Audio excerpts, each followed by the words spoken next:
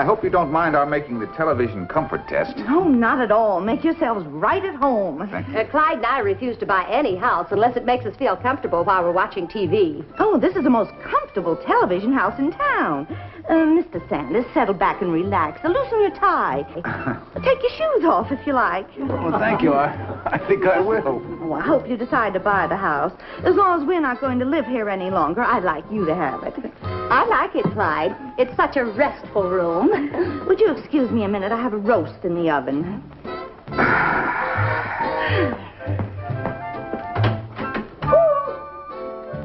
Mom, I'm home.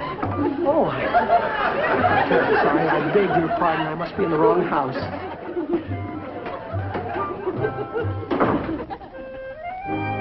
$7-Eleven? That's our number, all right. And this looks like our front porch, too. Well, maybe I've got the wrong street. Only one thing to do, ask the people who live here what happened to the Mulligans.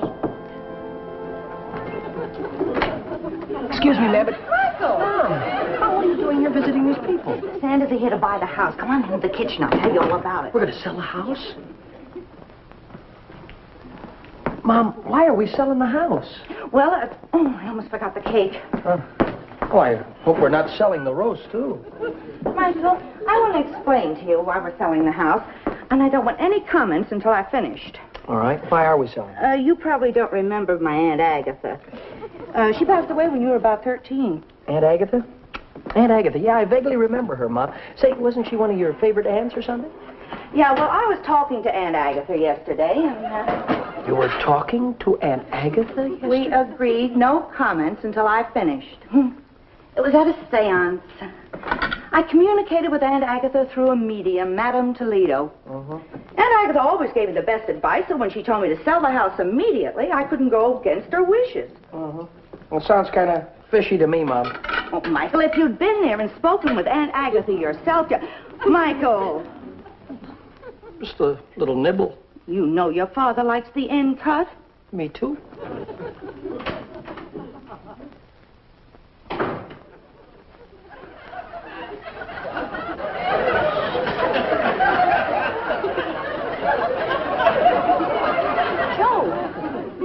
Now, I thought I was in the right house, but when I saw those people... Those people, Pop, just came to buy our house. Oh. Buy our house? Now, Joe. Who said we wanted to sell our house? Well, Aunt Agatha gave Mom the advice to sell the house the other day, and then Aunt Agatha told her that Wait a minute. Your Aunt Agatha passed away 10 years ago. I know, and she said not to worry about her. She's fine, and she wanted to know how you are. Wanted to know what? Well, it was at a seance. You know, Papa, a seance? Ella Shaw told me about a wonderful medium, Madame Toledo, and she's the one who put me in touch with Aunt Agatha. And Aunt Agatha told me to sell the house immediately for $21,500. Oh, is that so? Will you go right back to that seance and tell Madame Toledo I said she's running a racket? No, wait a minute. We don't want to hurt Aunt Agatha's feelings. I'm in the wrong house after all. Excuse me while I go out and come back in again.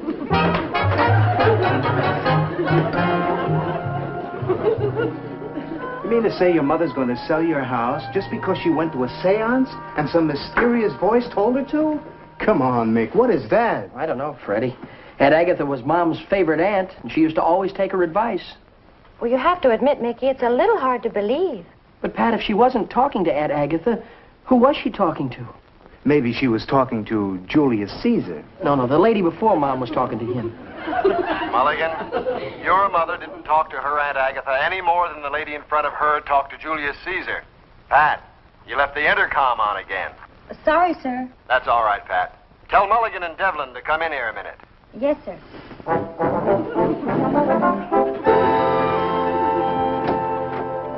You wanted to see us, Mr. Brown? Yes, I do want to see you. Men, I want to warn you. Warn us about what, sir? In dealing with mediums, you must watch your step. Oh, what is it you mean, Mr. Brown? Have you ever been to a seance? A seance? No. Well, I have. Do you know why I never went back? Why? Because they told me to hire you. Well, that's as good a reason as any. Do you want to know what goes on at a seance? What goes on? Look, all they do is sit around a table, hold hands, and wait for the spirits. And nothing ever happens. Nothing ever happens, Mr. Brown? Nothing. Oh, if that's the case, then my mom's in terrible trouble. Because she's decided to sell our house. And I ought to try and do something to stop her. Well, you certainly should. Well, just how is a seance conducted? What happens? Would you like to have me demonstrate what goes on at a seance? Would you, Mr. Brown? Certainly. Look, you move the coffee table out into the middle of the room, and I'll ask Pat to come in. Thank you, sir. Pat, Yes, sir. Would you come in here a moment, please? Right away.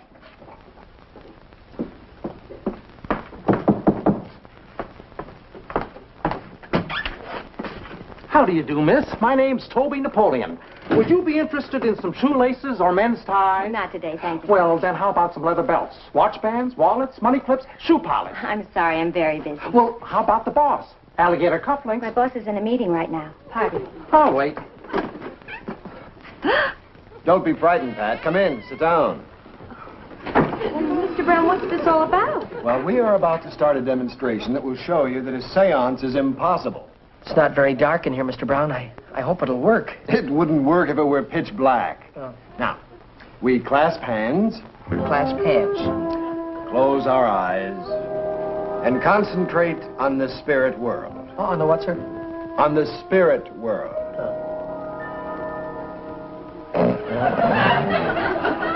Mulligan, Sorry. let's try to cooperate, shall we? Little catnap, sir. This is ridiculous. I don't think I can take it seriously. Of course it's ridiculous, but we're going to go through with it. We'll give it a fair test. I just thought of something very funny. What is it?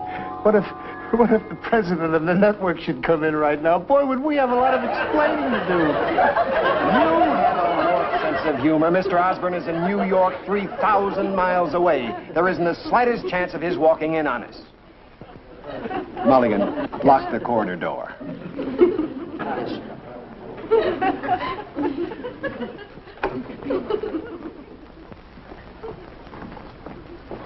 Thank you. Yes, sir. Now we'll get on with the seance. Close our eyes. We'll concentrate. That's right. We'll concentrate. Everybody concentrate. Yeah, we'll concentrate. Look, would you please concentrate on keeping quiet? I'm sorry, sir. Now, according to the books, the table should start to move, and then we should hear from the spirits.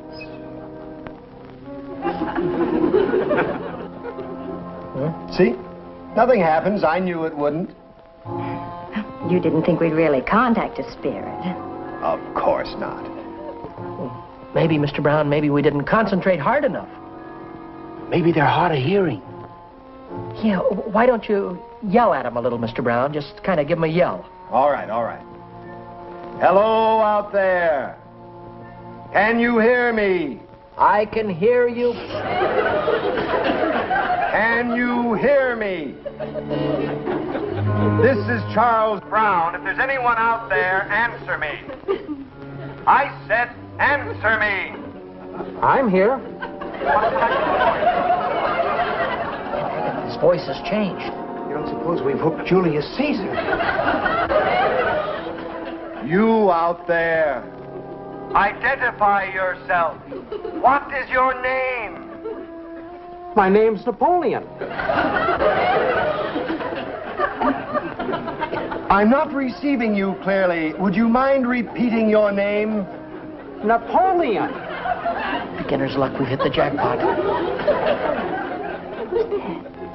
Have I heard that name before? Where have you heard that name before? Why, most famous man in history.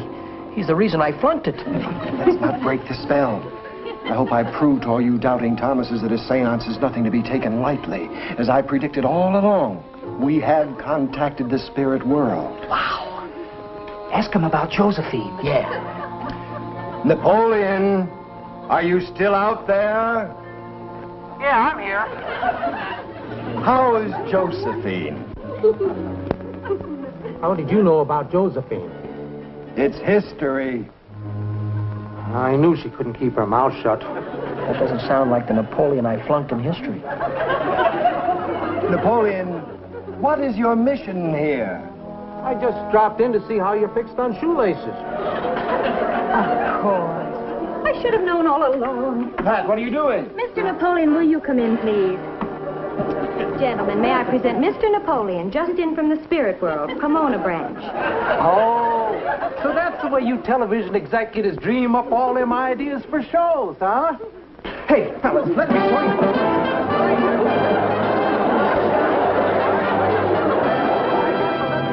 This is silly. She'll never believe you. The phone is ringing. Hey, Mickey. He's got to do something to get the goods on Madame Toledo. Otherwise, his mother's going to sell the house, Pat. Madam Toledo, I am writing several books there on the mediums. And I wondered if it would be possible at all to have a little interview with you. You don't trust me. But I assure you, madame, that I have written beaucoup of these magazines. Oh, I slipped into my French accent. I don't know why you do it bad enough in German. Sure, you really blew it.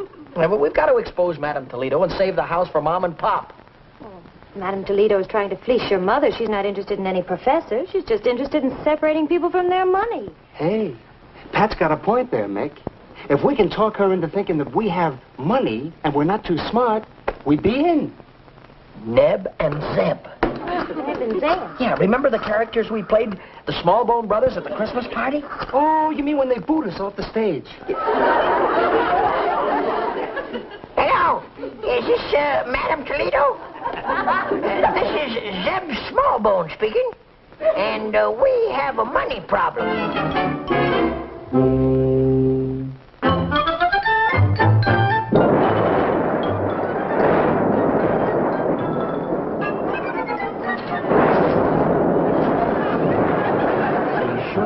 Toledo's house? Yeah. Boy, look at this around here, Fred. They don't even bother to mow the lawn. Do we have to go to a seance in that house? Of course we do. Come along, Fred. You know, Pop is positive that Madame Toledo is running a racket here, and we've got to find out the facts. We've got to help him a little bit. Who's going to help us if Madame Toledo isn't a fake? Yeah, sure got to give credit to that Madame Toledo, though, huh? You'd never think it to look at it that this whole setup is a fake, huh? The house is a fake, thunder's a fake, the lightning's a fake. Come on, let's go in. This fake fog is giving me a chill. It's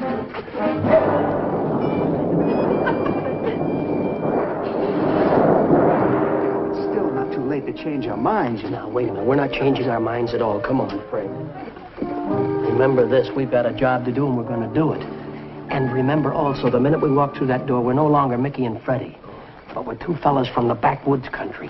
The Smallbone Brothers, Zeb and Neb. We don't know nothing from nothing. You got it? Check. Yeah. We're not supposed to have any brains, but we got plenty of money, so try and act a little bit stupid. Do you think we can convince them we're stupid? Oh, do the best we can. Now. Ready, Zeb? Ready. Yeah. Well, if there's nobody home, let's go. You want to show the white feather? I don't have to show it. I know it's there.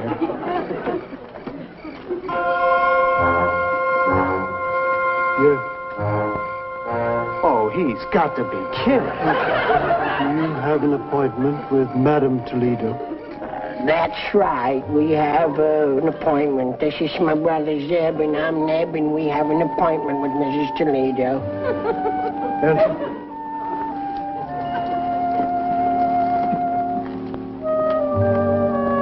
Your guests have arrived, madam. Show them in, Roger. Awfully, gentlemen.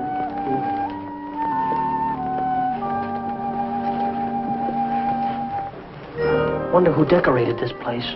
Dracula. You must be the young men who phoned this afternoon for an appointment. The Big Bone Brothers. We're the Smallbone Brothers. Yes, of course. Forgive me. The Smallbone Brothers.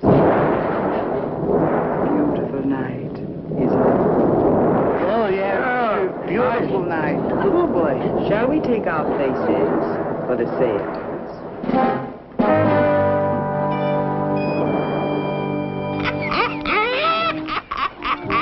Who was that?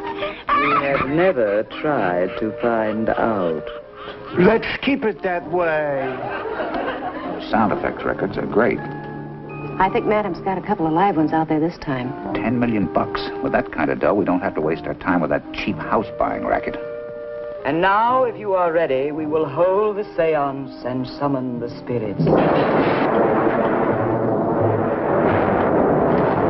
Are you aware of the proper procedure in conducting a seance? Oh, bet you we know what to do. That's right. We all sit around the table with our hands entwined and with our eyes closed. That's right. And then all of a sudden, a shoelace salesman comes in. Let us proceed with the seance. Let us all join hands. Whom do you wish to contact in the spirit world? Well, who do I want to talk to? Grandpa Ebb. Grandpa Ebb, we ain't talked to him for a long time. That's right. All right. Let us all close our eyes and concentrate. I will go into a trance and attempt to reach Grandpa Ebb. I am going into my trance. I am leaving this world and entering the astral plane.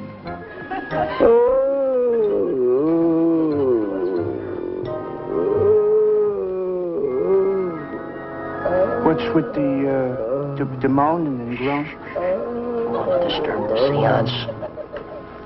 Grandpa Ebb, are you out there? Your grandsons would like a word of advice from you. Speak. Speak. I'm Grandpa Ebb. What do you wish to hear from me? Hey, she must have contacted Grandpa Ebb. It sounds just like him. Don't be silly. That was a name we just made up. What do you wish to know, grandsons? Speak up, Zebariah, Nebuchadnezzar. Who's he talking to? I don't know. Maybe he's got the wrong number. Please hurry, Zeb and Neb. Speak to me. I can't stay long. That's all right. Neither can we.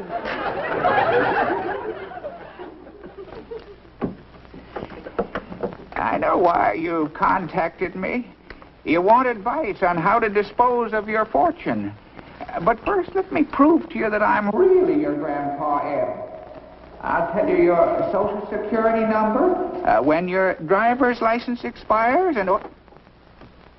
just a moment, the spirits are calling.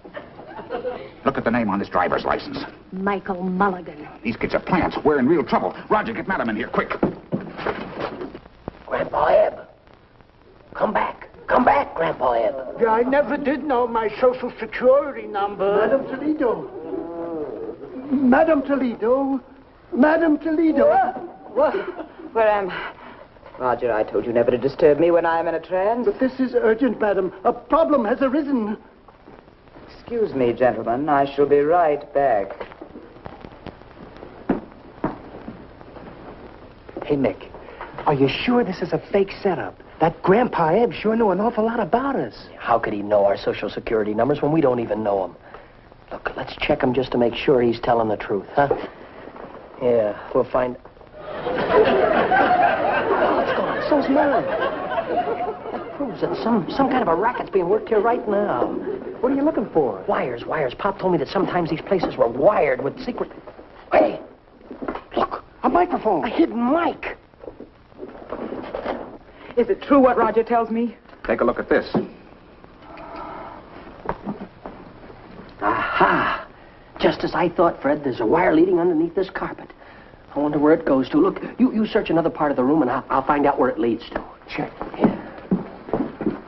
Uh-huh. Yeah. Hey, Freddie. It leads right into this room. Hey, Mick. Maybe I can find another wire to follow. Look what I found, Mick. Huh? This is where Grandpa Ebb's voice came from. You mean out of that speaker? Yeah. Now all we have to do is find Grandpa Ebb. Why, he's just as much a fake as this whole setup is. I'll bet he's hidden right behind that wall now. I've got an idea. Wait a minute. It's locked. It's locked, Fred, but there must be another entrance into that wall. Yeah, I've been reading a lot of those mystery magazines. I'll bet this place is covered with secret panels. Secret panels? Freddie, you're letting your imagination run away with you. No, it was the fad 50 years ago. Listen to me.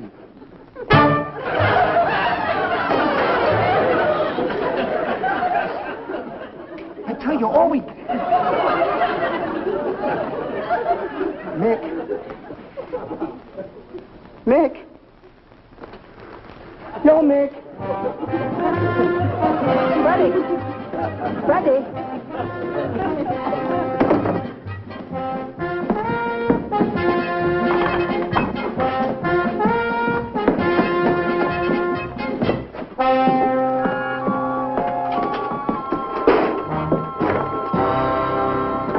I thought we were stretching our luck too far. You and Irma had to make $1 million all at once. Never mind the talk. Get over there and get the rest of that stuff. We've got to get out of town quick. You, Mick.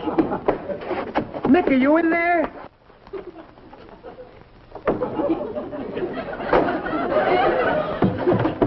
You, Mick.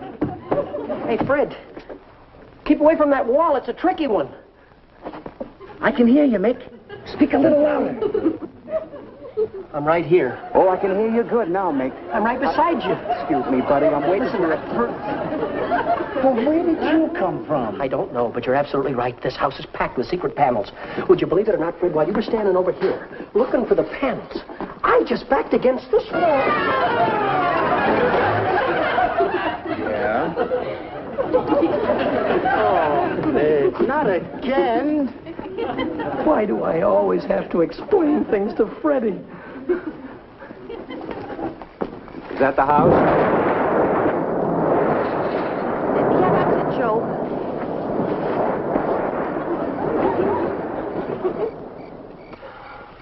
Oh, I hope we're not too late. Why do I let myself get mixed up with your boyfriend's troubles? Here's where I proved to them down at the precinct there's a racket going on here. Joe, isn't that Michael going into the house? Yeah, come on. Stop horsing around, Mick, and come back here. Oh, you're back. It's beginning to be monotonous. What's the matter, Mick? Oh, I tell you, Fred, I don't think I'll be able to stand another trip down that chute. Oh, well, I'll get you a glass of water, Mick. You just relax. It's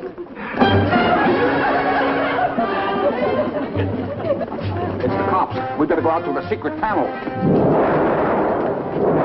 Don't anybody leave the house. This is the police. Open that door. Why is it every time somebody comes out of that chute, it's me? Cheer up, pal. I've got something that'll take your mind off of your troubles.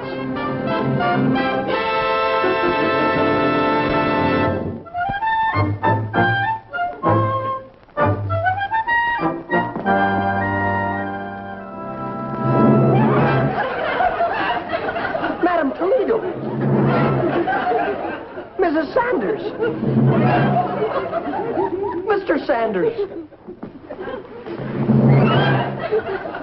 Roger. What happened, Mick? Look. Those are the two responsible for this. Take care of them, Roger. What are we going to do, Mick? I don't know, Fred, but I sure wish Pop was here. Hold it, everybody. I'm taking over here. Pop! Michael, come over here. Boy, that's service for you. Now watch out for that secret panel. Now you tell me. Mr. and Mrs. Sanders. Mom, what a surprise. Boy, Mr. Brown will be proud of us, huh? I certainly will. Mr. Brown. Gee, looks like everybody's here. Yeah, there's only one person missing. You got here. I can't think of a nicer way to come out of a chute.